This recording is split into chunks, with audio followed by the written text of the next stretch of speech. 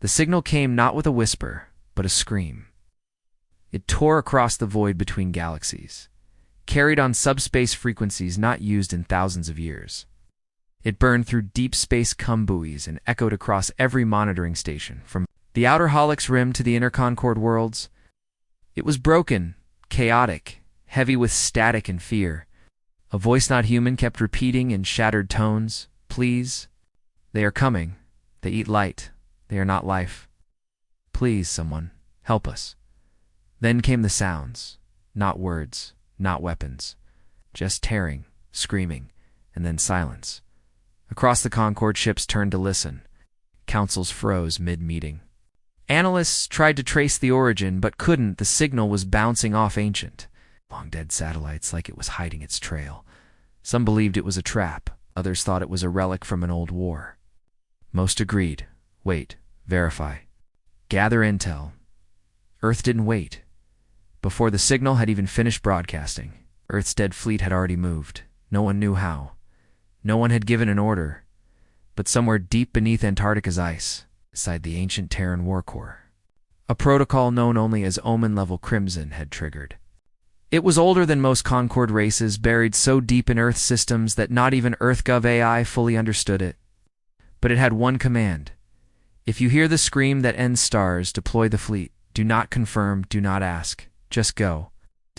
So they did. The Terran supercarrier Vengeance of Dawn, thought to be in mothballs for over 2 decades, lifted from Mars orbit. Drones returned from deep space drills. AI-piloted frigates dark-jumped without warning. And most terrifying of all, the Silent Vanguard, Earth's classified Black Ops war fleet, launched from behind Saturn's moons, leaving behind only ripples in reality. They didn't send diplomats. They didn't ask the Concord Council for support. They didn't even wait to identify the sender, because Earth recognized something in that scream. Something it had once made itself. A sound it never wanted to hear again. The sound of a species realizing it was alone. At a Conquo listening post near the edge of Varnock space, a Zentari signal officer named Kovel watched Earth's fleet surge through the system with horror. Why? Are they moving without clearance? He asked his superior. The older commander, a ready tactician, didn't answer at first.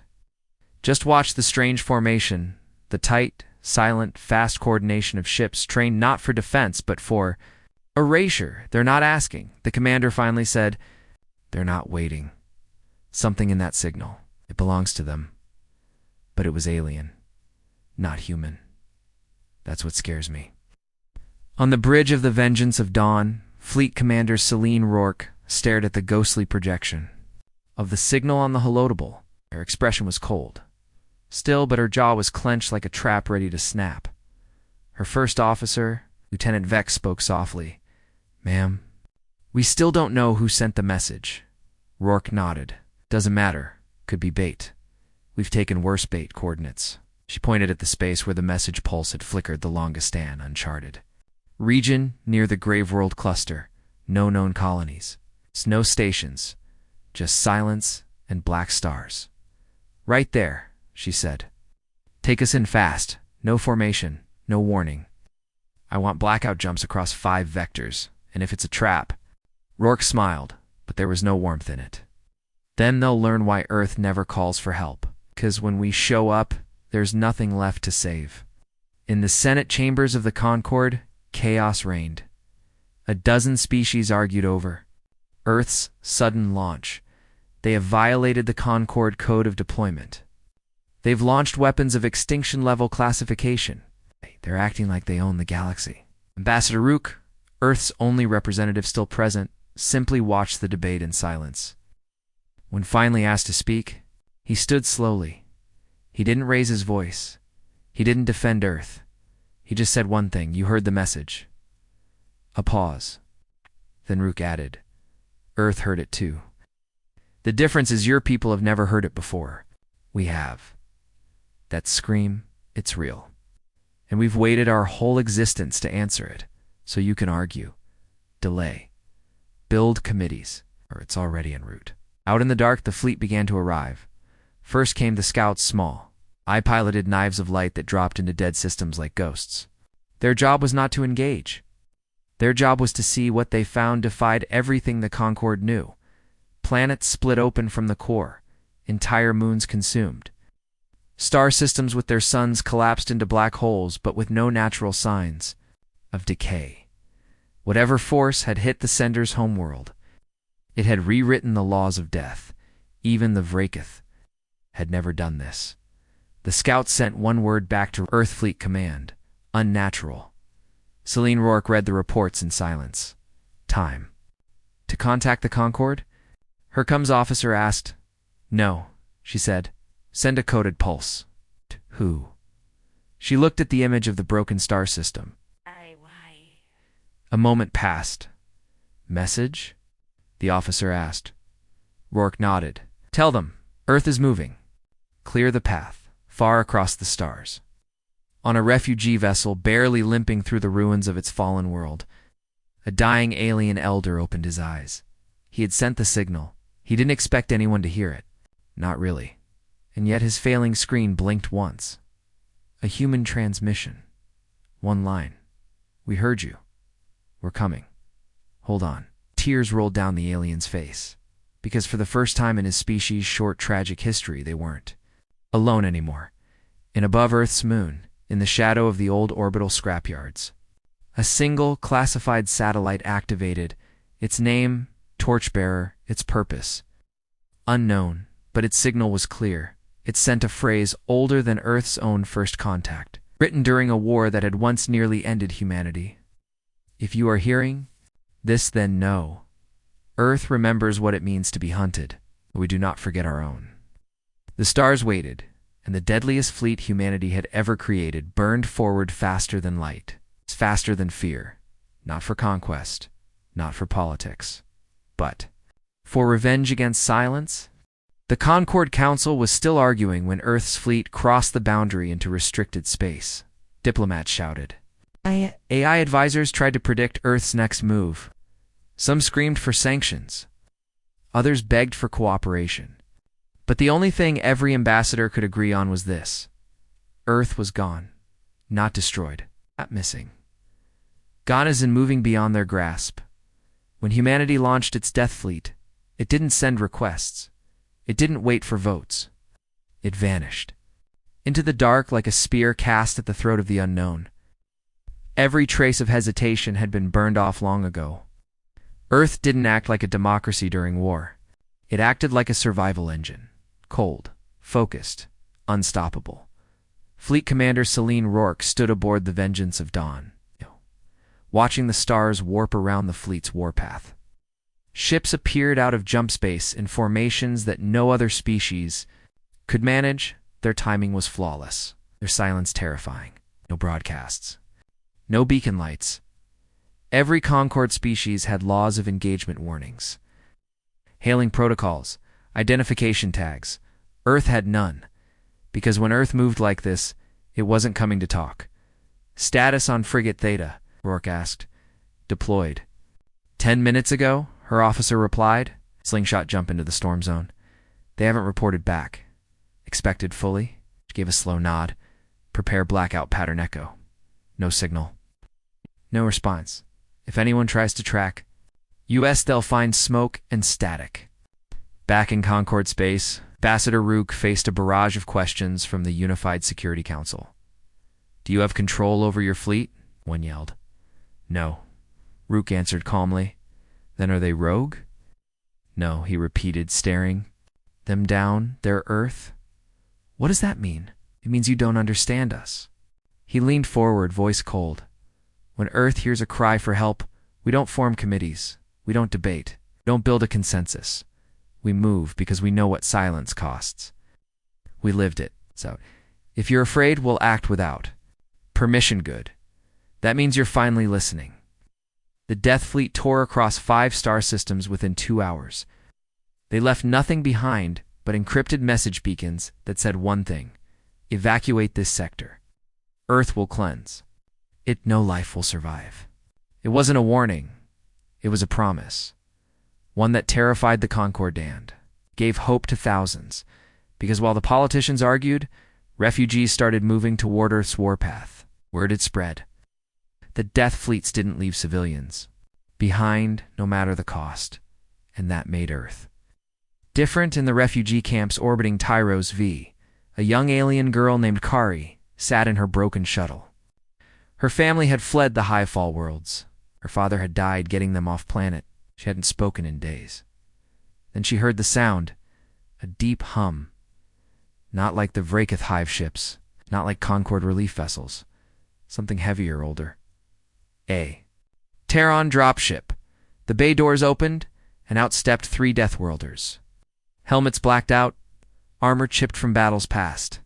No words, just action. They moved with speed and purpose, bringing supplies, lifting the wounded, scanning for danger. One of them knelt beside Kari. He reached into his chest plate, pulled out a worn cloth patch, and pressed it into her small hands. The patch bore the symbol of Earth's dead fleet, a broken planet, good burning sword. Beneath it, words in Terran Basic. We answer when others hesitate. Kari finally spoke. Just one word. Safe. The soldier nodded. Now you are. Concord War analysts struggled to understand Earth's tactics. Their deployments made no logical sense. No defensive formations, no forward scout bases, no centralized command network. Just chaos, but to Earth. Chaos was the strategy. They didn't build fronts. They built pressure. Visible. Crushing momentum. The enemy couldn't predict their next move because even Earth didn't know it. They adapted in real time, letting their AI and veterans feel their way through the war like blind predators in a pitch-black jungle. Commander. Rourke received a ping from Frigate Theta. Only 2 words came through. We found them. She didn't hesitate. Full fleet jump. Coordinates locked. But ma'am, shouldn't we request Concord observation? Let them observe the aftermath. Fleet disappeared. Not in a flare of light. In silence. Each ship dark jumped at the exact same microsecond, folding space around them like knives through silk. They arrived in a system no Concord maps recorded. A graveyard. The remains of a planet spiraled across its sun like ash in firelight. Orbiting debris formed rings of black metal ships, cities. Lives erased. At the edge of that horror stood the enemy. Not the Vrkoth. Something worse. Something even Earth didn't fully understand yet. Rourke stood at the front of the command. Deck eyes fixed on the screen. The enemy ships were moving slowly, organically, like predators watching prey, and then they moved toward. Earth, the first Terran ship to fire, wasn't the flagship. It was the youngest. Carrier called Bright Wrath, piloted by a crew of Terran-born colonists who had lost their home 3 years ago. Their commander didn't wait for orders. He just whispered, "Not again," and fired everything, back on Earth in a secure chamber. Deep beneath Old Geneva, Warcorps' central AI activated a secondary protocol. Not attack, not retreat, a single word. Broadcast. Across hundreds of Concord frequencies, the message went out. We did not come for conquest. We did not come to negotiate. We came because someone asked for help, and Earth does not ignore. A scream in the dark, the galaxy heard it, and for the first time in living memory. The Concord began to move behind Earth, not in protest, but in support. Because sometimes, when the universe burns, the only thing you want is the one who runs into fire without being asked. In a ruined ship drifting silently near the enemy fleet, Kari looked out the viewport and saw them coming. Earth ships painted black, engines glowing blood red, weapons already hot. And for the first time, the fear inside her chest turned into something else. Hope. It started long before the signal, long before the scream, before the stars even blinked out, before the first world fell. Earth had already known something was coming, not because they had seen it, but because they had remembered it. Beneath the crust of Mars, hidden inside databanks, older than any living admiral, a forgotten subroutine pulsed awake. Not an AI, not an alert. A memory coded into Earth's ancient war archives. A file marked simply, Ghost Protocol, not if when inside the encrypted core of Earth's Defense Command. A hidden AI flickered to life the moment the signal tore across the stars. It wasn't the most powerful AI. It wasn't the smartest, but it was the oldest. Its name was Moth. No one had spoken to it in 200 years. It wasn't made to talk. It was made to remember. And as soon as the alien signal reached, Earth Moth activated Ghost Protocol. Across the solar system, ancient satellites blinked green. Long decommissioned defense stations turned toward dead space. Entire weapon platforms, believed disarmed for generations, rearmed silently. This was not war preparation. This was a response. That had already been planned. Fleet Commander Celine Rourke stood alone in the vengeance of Dawn's briefing chamber. The lights dimmed. Before her, a hologram flickered into existence, fuzzy, glitching. Ancient and old man in worn general's armor stared out at her. The holo was dated Earth year 2237, a time when Earth had nearly destroyed itself trying to reach the stars. The recording began. "If you're hearing this," the voice said, "then it means they came back. Or something like them." He looked tired, afraid, but not broken. "This isn't for peace. This isn't diplomacy. It's survival. You need to understand something, some. Things in the dark can't be reasoned with. We fought them once. Barely won. We erased the records to keep the galaxy from knowing. We called it a victory. It was a delay." He paused, breathing heavily. "You won't get orders. You won't get help. But if you're listening, then activate Ghost Protocol. Find their weakness. Burn it. Leave nothing. Because if you fail," his eyes darkened, "then the scream won't stop at the stars. It'll reach Earth." The holo blinked out. Rourke didn't speak. She turned to her command team and gave a single order: upload the ghost packet to every fleet AI. Full release. No locks. "But ma'am," her tech officer hesitated. "That protocol runs wild simulations. Could override that's the point," she interrupted. "Let it hunt." On board every Terran warship, Ghost began running predictive combat patterns. God, it didn't just look at weapons, it looked at behaviors. The alien fleet they faced didn't act like invaders. It didn't act like conquerors. It acted like a virus. Ships moved in organic swarms. They sacrificed limbs to protect cores. They devoured debris and rebuilt mid-combat. It wasn't just a threat. It was adaptation made flesh, and Earth had seen something like it before, centuries ago. In the deep void beyond the Kuiper Belt, a drifting biomechanoid swarm with no language, no origin, just hunger. Earth had destroyed it barely, and swore to keep it buried. The Vrayakoth had never reached that far. The Concorde didn't even believe the old records, but Earth did. So Earth prepared deep within the Black Comet, one of the oldest vessels in the fleet. Commander Anwar activated a vault that hadn't been opened in 150 years. Inside, Shattertech weapons. So unstable they had been banned even by Earth's own war courts. He stared at the sealed casing, breathing slowly. "GHOST says use them," his exo whispered. He nodded, "Then we use them." The casing hissed open. Shattertech wasn't built to kill, it was built to erase. Meanwhile, out in the war zone, the enemy began to evolve. They had noticed the Terran formations adjusted. Their ships merged mid-flight, became larger, faster, more unpredictable. They launched bioweapon spores that latched to holes and infected navigation eyes. On board the Vengeance of Dawn, alarms blared. 2 ships lost to internal corruption. More showing AI instability. Rourke didn't blink. "Purge the affected ships." "But ma'am," she repeated, colder. "Purge them." The fleet obeyed. Earth had learned long ago, sympathy kills more than strategy ever saves. Across the galaxy. The Concorde Council watched in horror. Earth is using illegal technology.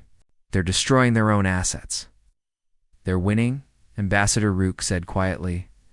Aboard Frigate Theta, now deep behind enemy lines, a small Terran scout team inserted onto a husk planet once populated by the Ternai. Peaceful avian race, now extinct. The surface was black glass, no buildings, no bodies, just marks.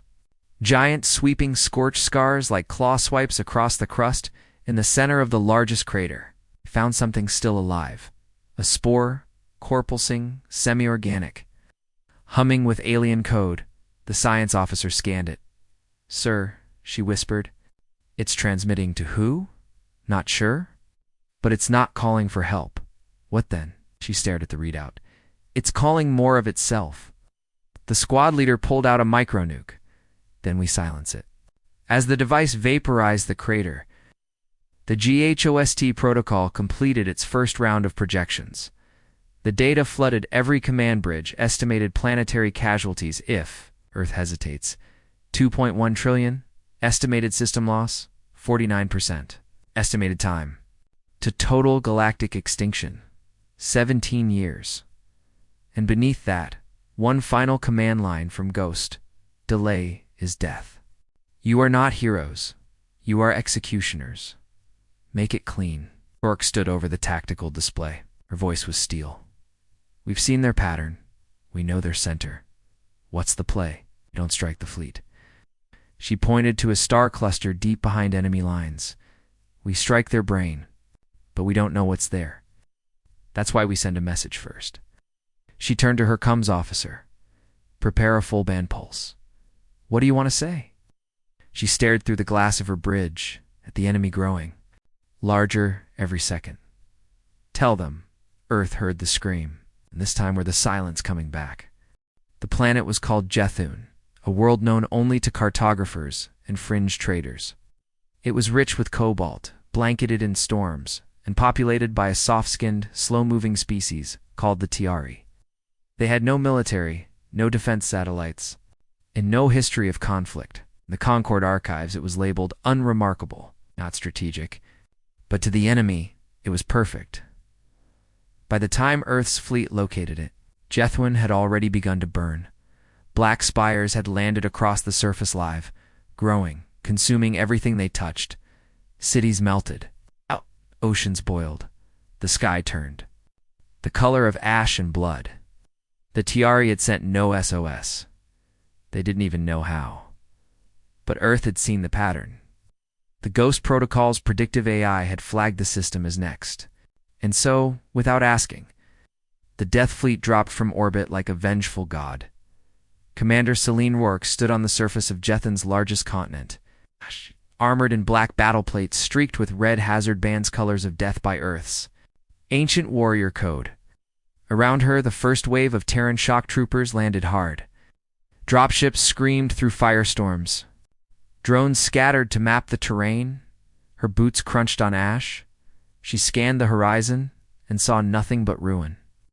The capital city, a spire-built sanctuary once home to 10 million, is now a hollow shell. She raised her wrist and spoke 2 words. Lock ground. Cross orbit. Earth's fleet rotated. Every ship angled its guns toward the ground, but didn't fire. It's not yet. Down in the command trench, Sergeant Ajay Mendez and his fire team moved fast through collapsed infrastructure. The alien structures were fragile grown. It's not built. The deeper they moved into the ruins, the more wrong things became. The buildings bled sap. The walls shifted like muscle tissue. And the bodies, the Tiari weren't just dead. They were emptied, hollowed, like something had fed through their minds first. Private Kale, the team's youngest, whispered, "What kind of weapon does this?" Mendez didn't answer. He didn't have one. Because this wasn't a weapon. It was a predator. Orbiting high above, the silent hammer positioned itself above the southern pole, aboard its bridge. Admiral Hale received the ground reports and made a decision without blinking. Prepped the orbital breakers. His XO flinched. "Sir, the Concorde will. They're not here." He keyed the console. On the ground, black. Shadows passed over the ruins as the breakers entered low-atmosphere massive kinetic rods made from depleted star iron. No explosives needed. Just speed, mass, gravity, death from above, targets locked. AI confirmed. "Fire," Lay said. The rods hit in silence. Then the sky cracked. The impact split the crust of Jethun in 4 places, vaporizing entire infection zones. The blast flattened forests and cities alike. But beneath the ash, the spires that had grown from the enemy ships didn't just shatter, they screamed.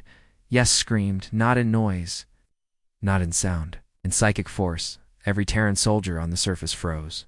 For one horrible second, as their minds filled with alien images, fire, bone, endless hunger.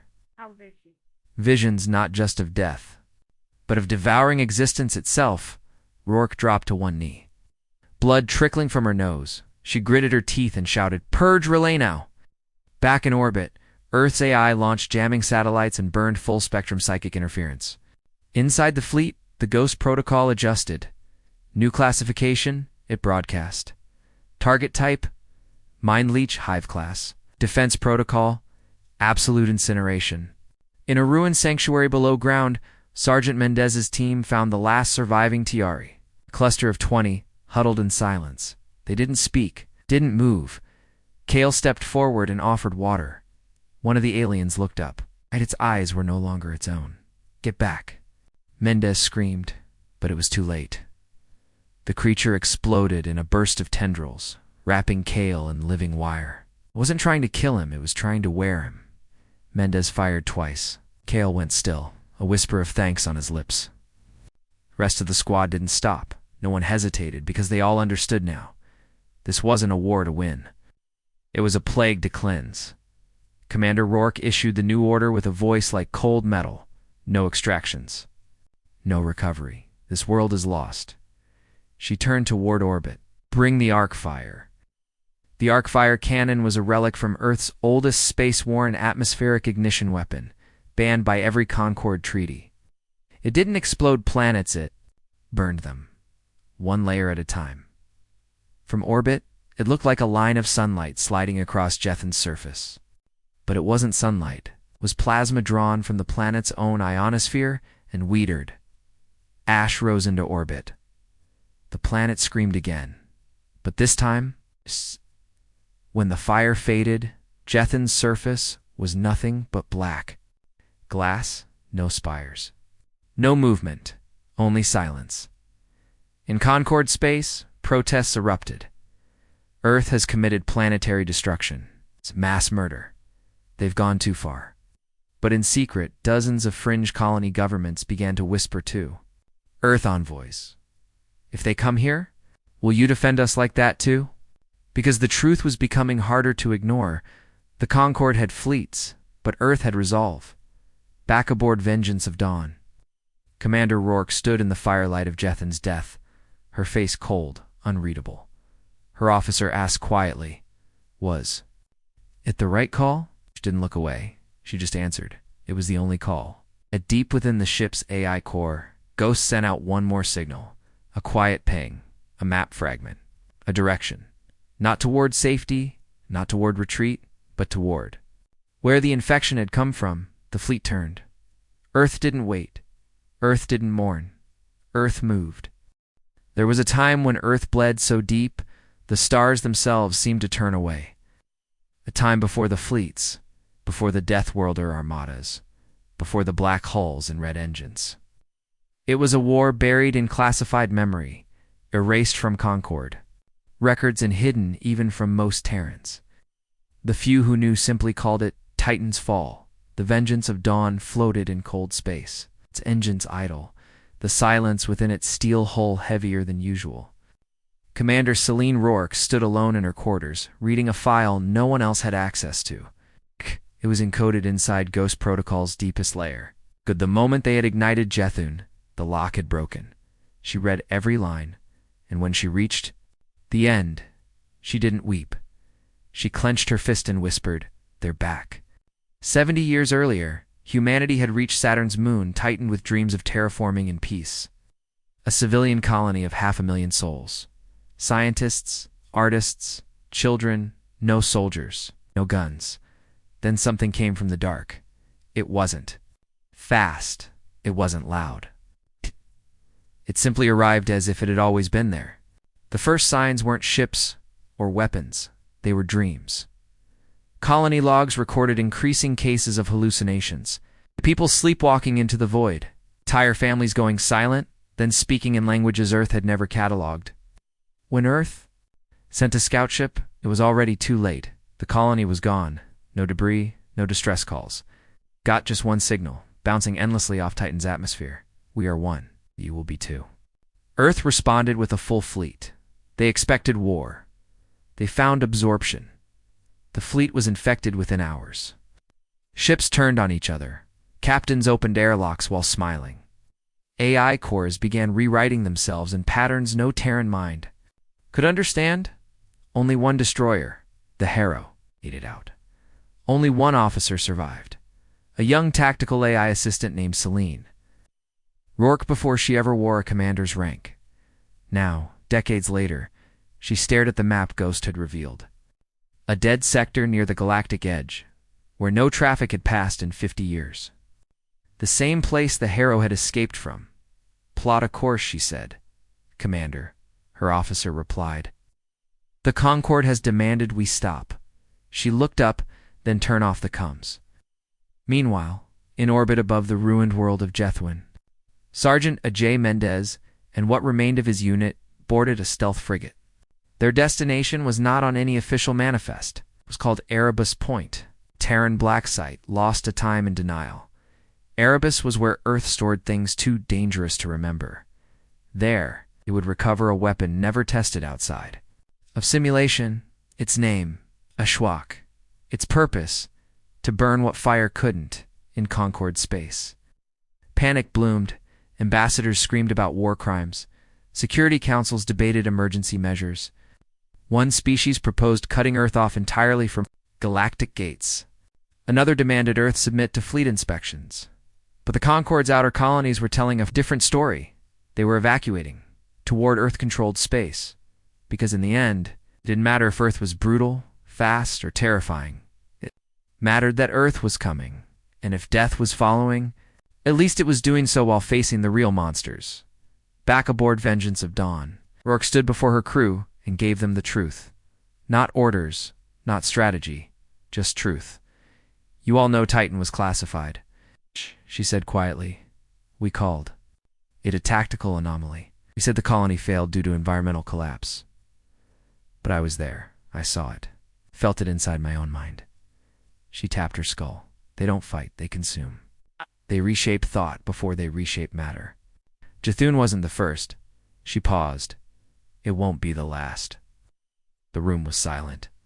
Then one voice, young, unshaken, asked, Why now? Why come back after all this time? 8.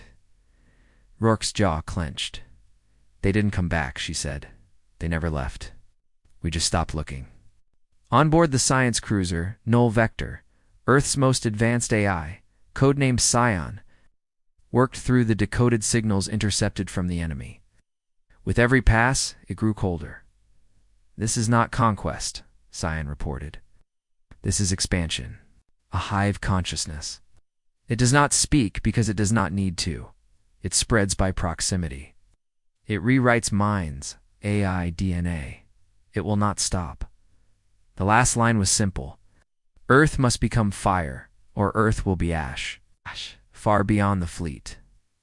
Long-range drone crossed into the dead zone. Its feed broadcast back only seconds of footage. A graveyard of derelict Concorde ships. A black sun pulsing like a heartbeat. A voice, not sound, emotion. BROADCASTED, in frequencies meant to bypass language. Welcome. Join us. In the screaming, then Static Commander Rourke watched the transmission in silence. Her officers looked at her, waiting for orders, for hope, for fear. Instead, she said only this: Get Ashwake ready. In the lowest deck of the Silent Hammer, the Ashwake device was primed. No one could touch it without neural dampeners. Its core was made of condensed black matter, layered with fractal code designed by Earth's most broken minds people who had looked into the dark and come back wrong. Their madness had a purpose now. This was not a weapon of war. It was a weapon of extinction back on Earth. The public was silent. No protests, no marches, only stillness. Because even though the government had not spoken, every Terran knew the signs. The skies were cleared of traffic, military satellites repositioned, civilian broadcasts placed with encrypted tones. Earth was preparing, not for battle, for loss. And yet no one ran, not one ship fled the Sol system, not one city emptied. Because Earth didn't run from the dark. Earth was born in it. Every Terran had heard the stories of Titan, of the hero, of the first time humanity met something that didn't want peace or power, but wanted to erase what it meant to be alive. This time, they would answer differently. This time, the fire would never go out in orbit. The Death Fleet aligned, engines flared, weapons primed, and for the first time since Titan, Commander Celine Rourke whispered the ancient war phrase of old Earth used, only when no retreat was possible. Burn everything that remembers them. And the fleet jumped. The jump into the dead zone was not like any other. As the fleet blinked across light years in the span of a heartbeat, something went wrong. Not with the drives, not with the navigation, the light itself. When the Terran ships emerged from warp, space didn't stretch or shimmered, simply ended. There was no starlight, no background radiation, no sense of time or up or down. Sensors showed readings that made no sense. AI cores stuttered. Human hearts skipped. It was like flying into a dream stitched from absence. And at the center of it all was the signal pulsing, calling, welcoming. Come closer. Let go. Commander Celine Rourke stood on the bridge of Vengeance of Dawn, staring at the void ahead. Her voice broke the silence. Status? Her exo's voice was slow, uncertain. All ships present. But comms are lagging. Time dilation, possibly artificial. We can't raise Concord. No signals get out. Any sign of the enemy? The sensor officer spoke, voice thin. They're not hiding, ma'am. They're everywhere. Screen changed. Clouds of ships, living, changing, millions of them. Not organized, not formed into fleets, just drifting like they were sleeping. But they weren't asleep. The ghost AI marked them with one word: waiting. The Science Bay of Null Vector, Cyan processed environmental data faster than any human brain could follow. Its conclusion was brutal. The zone is artificially suppressed, not just space. Physics. Light itself is muted. Probability is being bent. This place is not a system. It paused. It is a womb. Sergeant Ajay Mendez, now part of the Ashwake. Delivery unit aboard Silent Hammer, watched the blackness pulse beyond the viewport. None of the team spoke. Not even the new ones. Even the bravest knew. This was not war. This was judgment. One of the Marines, a combat vet with cybernetic eyes, whispered, "What if it's not just spreading through space? What if it's spreading through us?" Mendez didn't answer, but his hand drifted to his helmet's emergency purge switch, just in case. Suddenly, a sound echoed through every deck, through every human mind. Every AI system. It wasn't a voice. It wasn't even sound. It was presence. Every person in the fleet felt something look at them. Not one thing. All of them. Every ship, every soldier, every soul. And then a message flashed across all systems at once.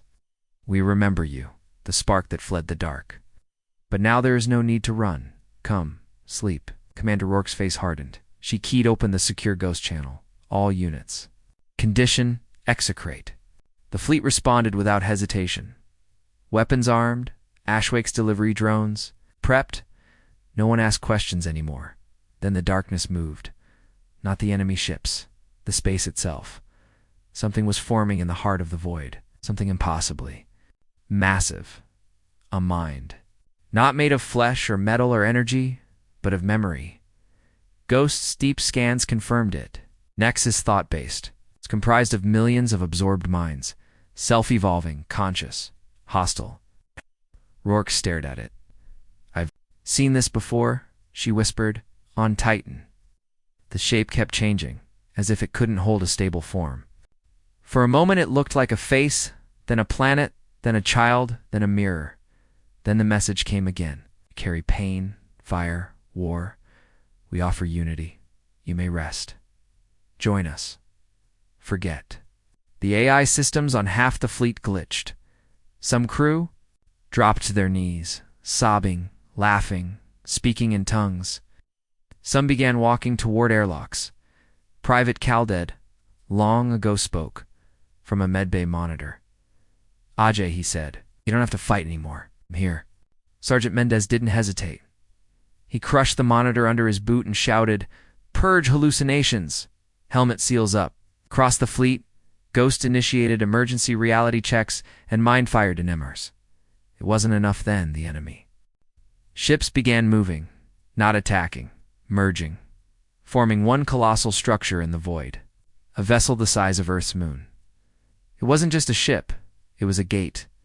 Ghost ran a prediction model and delivered the worst. News yet, destination, Sol system.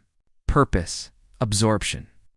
Estimated time to contact, 3.4 days. Human extinction, 97.4%. And then a final note, Ashwake is insufficient. Rourke felt the room tilt. Say that again? Guys. Us. Whose voice came through the bridge? Commander Ashwake was built to burn. Biology and machine, but this is neither. It is memory, thought, networked soul, to destroy it. Scion paused and AI afraid. You must burn your own memory. You must sever connection. You must die while standing, not pass it on. The truth was clear. The fleet could destroy the structure. But if anyone escaped, if anyone remembered, could come back. The infection was not just in the flesh. It was in the knowing. Sergeant Mendez received new orders. Deliver Ashwake. Detonate. At core, remain. Terminate all survivors. Even self. He stared at the line, then nodded. Commander Rourke recorded a message to Earth. One final broadcast. This is Commander Celine Rourke, Death Fleet. We have found the source. This is not war. It is infection of meaning. We will stop it. But no one can follow. No one can remember. Delete us. Burn the files. Forget what we did. That's how you survive. She paused, her voice gentler now. Let the children look at the stars and never fear them again. Then she cut the transmission and ordered the fleet to move forward into the mouth of memory itself. The Death Fleet moved like an avalanche through the dark. Engines silent. No formation. No battle cries. I'll just passage to steel and flinch. Commander Celine Rourke stood at the helm of Vengeance of Dawn, face set like stone. No orders were needed anymore. Every captain, every crew, every AI on board understood one thing. They were not returning. This was not a war they were fighting. This was a virus of knowing, a thought infection that lived not in machines or biology. In memory itself, to kill it, they would need to erase the very record of its existence, even if it meant erasing themselves. The enemy waited at the center of the dead zone, an impossible shape that flickered between matter and illusion, radiating images, emotions, and suggestions. It was a gate, yes, but also a seed, ready to launch itself toward soul. Inside its mind were the ghosts of 1,000 conquered civilizations, whispering, singing, luring. You burn, and still you suffer. We offer peace. Join us. But the humans didn't speak back. They charged. Sergeant Ajay Mendez and his strike team were already aboard a high-speed drop vessel, heading straight for the core of the enemy structure. Strapped in beside the Ashwake, he watched his team silently check their weapons and armor. No one made jokes. No one prayed. The mood was simple. Deliver the flame. Die clean. The enemy's surface didn't resist at first. It opened. Welcomed them. Let them in, as if it wanted them to see what waited inside, as if it believed Earth would fold again. But Earth wasn't the same. This time, Earth had come with fire. Inside the gate, the laws of physics twisted. Walls rippled like liquid thought. As gravity spun in circles. A time reversed for moments, then corrected itself. One soldier coughed blood, then turned into a version of himself aged 90. He saluted and disintegrated. Oh. No one blinked. Mendez's team moved fast. 2 died to psychic intrusion. 1 to spontaneous fusion with the wall. But HFY kept moving. It was pulsing now alive. "Primed, we're close," Mendez said. "Ready ignition." Then something changed. The enemy spoke with Kale's voice. Kale appeared ahead of them. Not a hologram. Not real. Just remembered. Made solid. Made weapon. "You don't have to die," the image said. "You could stay. Just forget the fear. Be warm. Be part of something." Half the team slowed. Mendez didn't. He raised his rifle and fired. The image shattered like glass, screaming in every known language. The floor shook. Yes. The ashwake began counting down. 30 seconds. Above, vengeance of dawn fought through a wave. Of shape-shifting ships, some made of metal, others of flesh and sound. The fleet was holding for now, but Rourke knew the enemy wasn't trying to stop them. It was studying, learning. Scion's voice came through. If Ashwake detonates without a full psychic firewall, fragments of memory may escape, estimated. Survival risk, 0.3%. Rourke responded without hesitation. "Erase me, Commander. Delete my core imprint. Delete my logs. Delete Ghost." There was silence, then understood. Scion initiated Project Oblivion in the Ashwake chamber. Mendez and his last living Marine stood over the weapon. 10 seconds. The walls rippled. Voices screamed, and one final image formed: Earth the real. Earth, home, clean, bright, safe. "You could go back," the image whispered. "You've done enough. Let someone else finish this." Mendez looked at it, then at the Marine, then at the timer. 1 second he smiled. Burn it all, and everything turned white.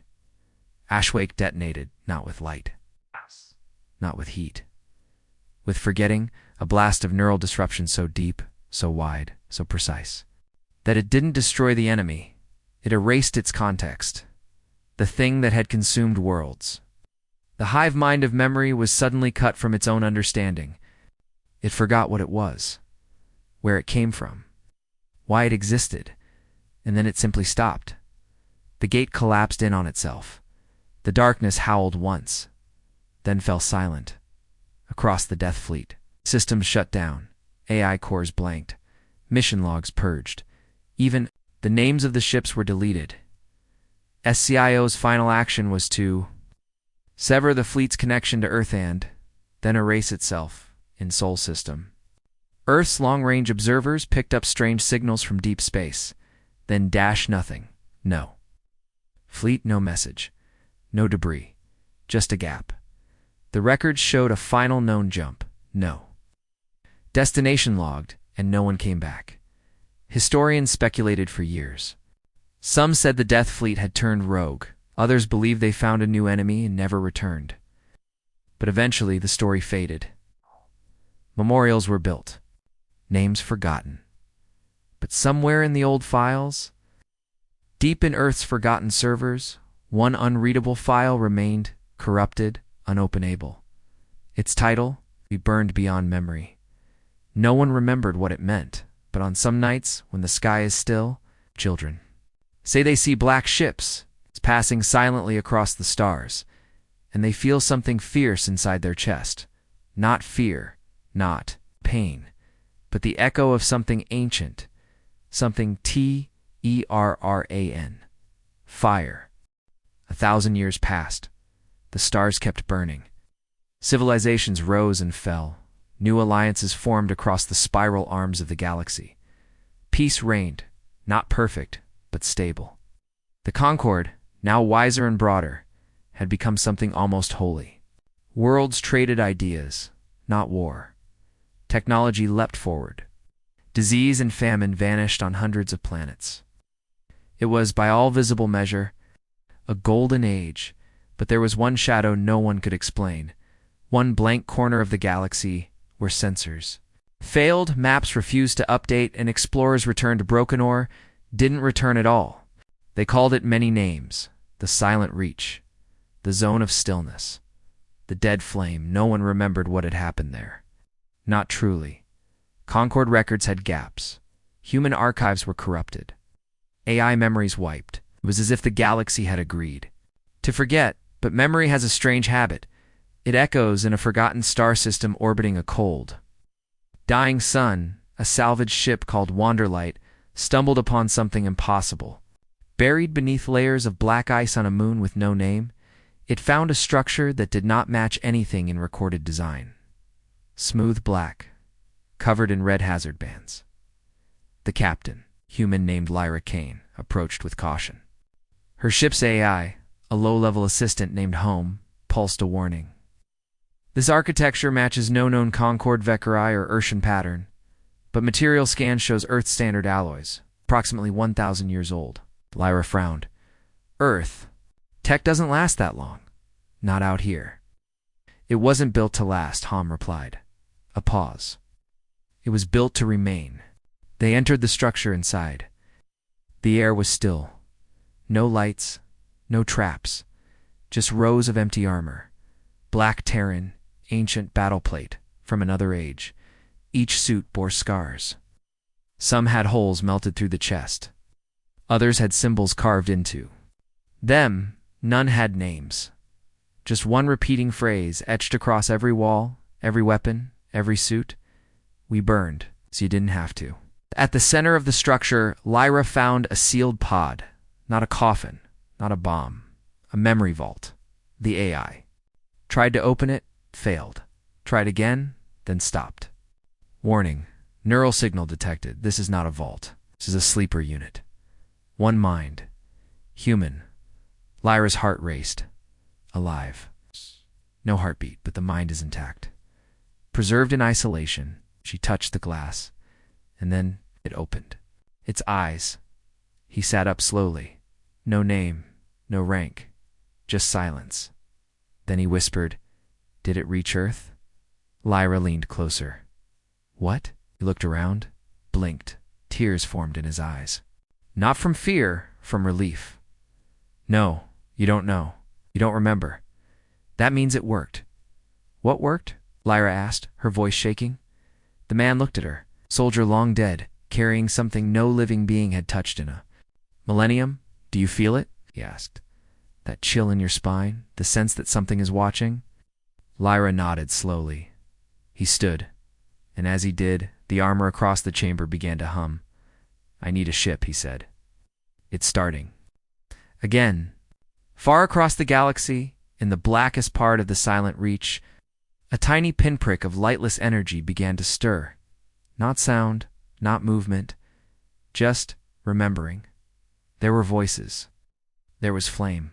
We burned. And deep within the spark, face began to form. A child, a woman, a soldier, a mirror.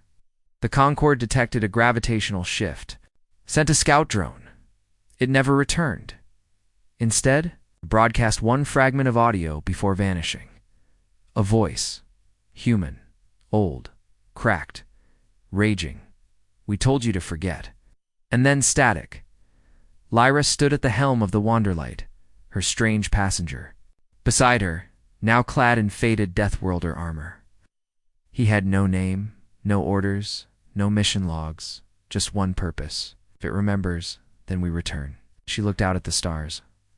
"What do I call you?" He didn't answer for a long time. Then, softly, "Just say what we were." And Lyra whispered it. The name that had vanished from history. Deathworlder. In Earth's skies, children sometimes dream of black ships, of fire and ash and silence. They don't know why, but when they wake up, they draw the same symbol, over and over. A red circle in a black field. Beneath it, two words. We remain.